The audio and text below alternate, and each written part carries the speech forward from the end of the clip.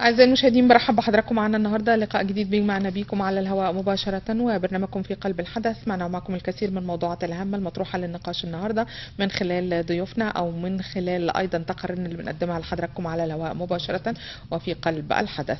مع موضوعاتنا الكثيرة المتعددة هنبدأ مع حضراتكم النهارده. المؤسسة بتختار المهندس أسامة هنداوي شخصية العام. اختارت المؤسسة المهندس أسامة هنداوي شخصية العام. المنقذ هو 2020 وذلك بفضل دوره وإسهاماته الكبيرة في مجال الثروة السمكية. مع المهندس أسامة هنداوي رئيس الإدارة المركزية للمنطقة الشرقية اللي بتضم بورسعيد والإسماعيلية ومحافظة شمال سيناء. برحب بحضرتك يا باشمهندس، أهلا وسهلا بحضرتك. اهلا وسهلا.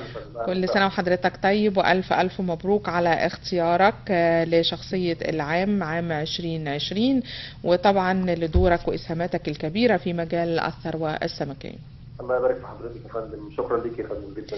عايزين نتكلم عن مجال الثروة السمكية ده بوجه عام، وبعد كده نحدد بقى النطاق الخاص تقريبا. يعني هو مدن القناة واحدة في بورسعيد والإسماعيلية وشمال سيناء طبعا. نعم فندم، نعم فندم. اتفضل. هو حضرتك دلوقتي احنا كنت متواجد وتشرفت بالوجود مع حضرتك في تلفزيون القناة من عدة أشهر. صح. وكان المشكلة السؤال اللي بيتهم فيها مجال الثروة السمكية هو ارتفاع أسعار الأسماك وعدم إحساس المواطن المصري بالمزارع السمكية ووجود الثروة السمكية. أيوة.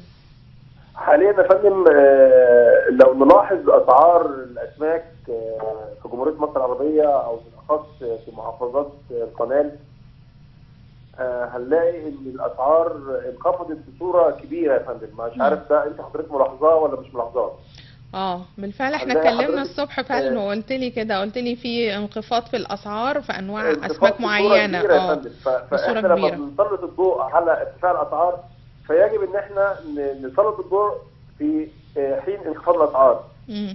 حضرتك اسماك البولت حاليا اللي هي الاسماك المتداوله او 13 تقريبا او 14 المواطن المصري والمحبوبه سعرها وصلت ل 12 جنيه للكيلو، اللي هي احنا كنا بنشتكي اللي هي كانت 50 جنيه للكيلو.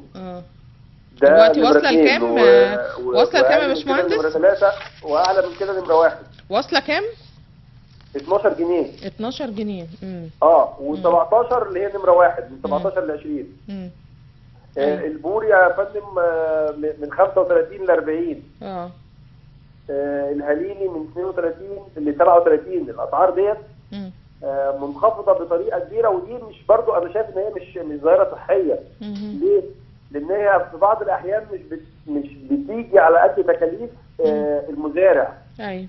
يعني المزارع حاليا بيطلع المنتج بتاعه باقل من التكلفه بتاعته. فدي مش ميزه برضه احنا شايفينها مش ميزه، احنا شايفين السعر العادل يبقى اعلى من كده شويه.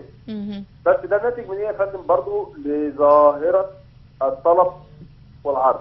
احنا بنحب ناخد الاسماك فريش.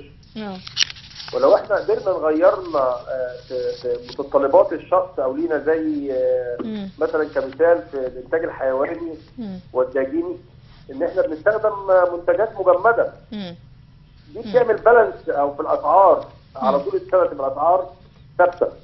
فاحنا بنتكلم بدوت وندعو دوت الدوله او وزاره التموين الاهتمام بالجزء دوت اللي احنا في ظل الانتاج الكبير من الاسماك في الفتره دي نتم حفظ الثلاجات وننزل الاسواق بعد كده ونغير ذوق المستهلك ان هو ما يبقاش الحاجه ان هي فريش، لا عادي ان انا اخدها مثلجه ما دام فيها مده صلاحيه. تمام. فده بيظهر يا فندم ايه؟ ده ناتج من ايه؟ الكميه الكبيره من المزارع السمكيه اللي انشئت في جمهوريه مصر العربيه. حضرتك اللي هي حاليا بتنتج حوالي 80% من الانتاج السمك في جمهوريه مصر العربيه. ادى لانخفاض الاسعار ديت يا فندم. ده نقول ده ايه سببه؟ سببه هيئه الثروه السمكيه المنبثقه من وزير الزراعه. تمام. طيب حبيت اقولها لحضرتك كده. يعني احنا بنأكد مرة أخرى على من خلال حوار طبعا المهندس أسامة هنداوي إن أسعار الأسماك بدأت بالفعل في الانخفاض، وبدأ أنواع معينة أسعارها بتقل يمكن عن عن زمان بشكل كبير. يعني إذا كان وعن التكلفة يعني وعن التكلفة حاليا. طيب خلينا برضو نروح حاجة مهمة كانت حاصلة وكان يعني عايزين نتكلم فيها، وهو موضوع صيادين بورسعيد وأسرهم. قمتوا بتخصيص مبلغ حوالي 14 مليون جنيه لترميم ميناء الصيد، وده كان في أعياد بورسعيد أو عيد بورسعيد القومي. يا ريت ندي تفاصيل عن هذا الموضوع يا باشمهندس، اتفضل. هو حضرتك في حاجتين انت اتكلمت عليهم، الحاجتين منفصلتين. موضوع صيادي بورسعيد دوت مبادره من السيد رئيس الجمهوريه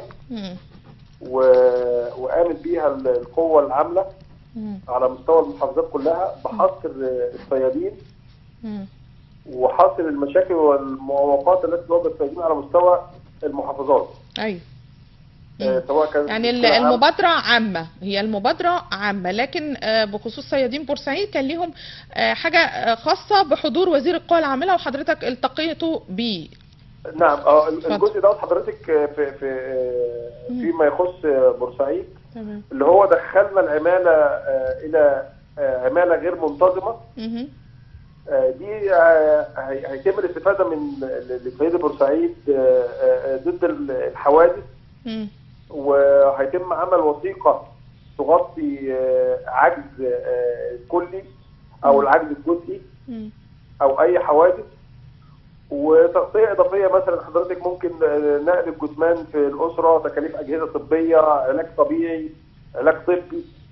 والتغطية يا فندم على مدار 24 ساعة، يعني أي حدث بيحصل بيتم تغطية، إلى أن برضه بيتم الحصر دلوقتي بس لسه ما تمش المبلغ اللي هيتم صرفه للصيادين. يعني في مبلغ شهري، إعانة شهرية للصيادين الغير قادرين. أيوه. دي حضرتك لصيادين محافظات الإسماعيلية وشمال سيناء وبورسعيد. تمام. طيب بالنسبة لميناء الصيد بقى في تطوير أو ترميم؟ بورسعيد هو حضرتك كنت برضو في صور عند حضرتك ما اعرفش عرفتيها ولا لا. احنا بنعرض اهو معانا. احنا اللقاء ده وزير القوى العاملة قدامنا. تمام، اتفضل كمل واحنا معاك. فميناء الصيد يا فندم هو حاليا في عندنا رصيفين منهارين. تم تخصيص مبلغ 14 مليون جنيه لإحلال الرصيفين وتجديدهم. وإن شاء الله بإذن الله إحنا في انتظار الموافقات الأمنية من القوات المسلحة، هيئة عمليات القوات المسلحة، ويتم بدء العمل. بعد الإشارة من القوات المسلحة بدء العمل ده هيفيد حضرتك عندي ما يقرب من حوالي 10,000 أسرة من الصيادين، لأن هيتيح ليا دخول ما يقرب من 500 مركب كبير لميناء الصيد، دخول والخروج، فهتدي فرصة كبيرة للعمل. من خلال الحلقة بتاعت حضرتك وتلفزيون القناة اللي هو بيسعدنا دائما، في مشروع حضرتك اتعمل في محافظة الإسماعيلية. ده في فنارة. يا فندم انت متابعة يا فندم. طبعا. مفرغات. اتفضل. مفرخات. تمام. المشروع دوت يا فندم عبارة عن تفريخ المحاريات. تفريغ ولا اللي هي ايه عندنا بقى، اللي هي ايه اللي انت حضرتك باللفظ السوقي بتاعنا اللي هي بالخلول بالنسبه لنا. تمام. او ليها اسم ثاني اللي هي ممكن تبقى العرايس او البلطي او الجندوفلي في بورسعيد. بكلاويز. تمام كده. تمام. الاهميه الاقتصاديه للمحار يا فندم اللي هو يعني سعره في السوق المحلي حوالي 200 جنيه تقريبا، وفي السوق الاوروبي حوالي 20 يورو. تمام. صح. فاحنا دخلنا المجال دوت مع الدول المتقدمه في تفريخ وتربيه المحار اللي هي اليابان والولايات المتحده الامريكيه وفرنسا وايطاليا. دخلنا في المجال دوت هيدخلنا في ناحيه اقتصاديه كبيره، لان احنا من المفروض بعد العمل على انشاء مزارع للخلول البحريه، ومعالي رئيس الهيئه دكتور صلاح بالتعاون مع وزاره الزراعه في اصدار منشورات تتيح وقرارات تتيح لشباب الخريجين في المحافظات بعمل نماذج للمزارع المحار. المزارع دي يا فندم بياخد الزريعه من عندنا اللي احنا المفرخ اللي احنا عملناه، هو منحه اوروبيه بالاشتراك مع الثروه السمكيه بسعر يعتبر محدود، ولكن الميزه في ايه؟ ان المحار دوت مش هيبقى ليه غذاء خارجي، يعني هتغذى من البحر، غذاء طبيعي. يعني المصروفات مزارعه فين؟ مزارعه فين؟ يعني المزارع تبقى فين في اماكنها، مثلا في قناه السويس فين بالظبط؟ يعني لسه المجالات من المسؤولين المفاوضات الامنيه هي مبدئيا هتبقى قناه السويس، البحيرات المره والتمساح. في الاماكن ديت اللي يكون عندنا، يعني ديت المناطق ديت جرى دراستها ويمكن عمل المشاريع فيها. المشاريع دي مربحه جدا جدا جدا جدا. المحار ده بره في كل الدول حاجه يعني اساسيات. بالظبط.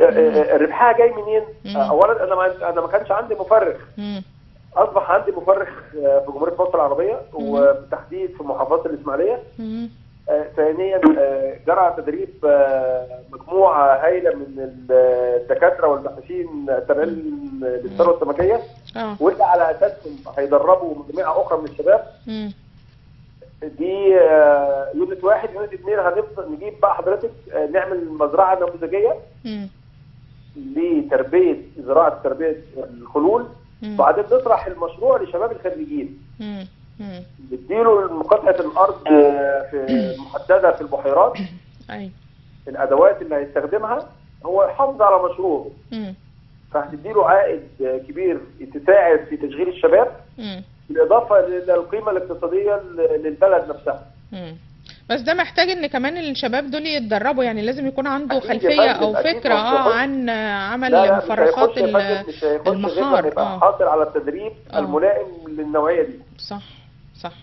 طيب طبعا بشكرك جدا المهندس أسامة هنداوي رئيس الإدارة المركزية بالمنطقة الشرقية، وبنرجع تاني بنقول له ألف مبروك لاختياره لشخصية العام من قبل المؤسسة، ودي مؤسسة اسمها المؤسسة، وتم اختياره طبعا لدوره واسهاماته الكبيرة في مجال الثروة السمكية، وزي ما شرح لينا موضوعات هامة كثيرة جدا بتخص يعني لأنه طبعا هو المشرف على الإدارة المركزية للمنطقة الشرقية اللي بتضم محافظات الإسماعيلية وبورسعيد وشمال سيناء.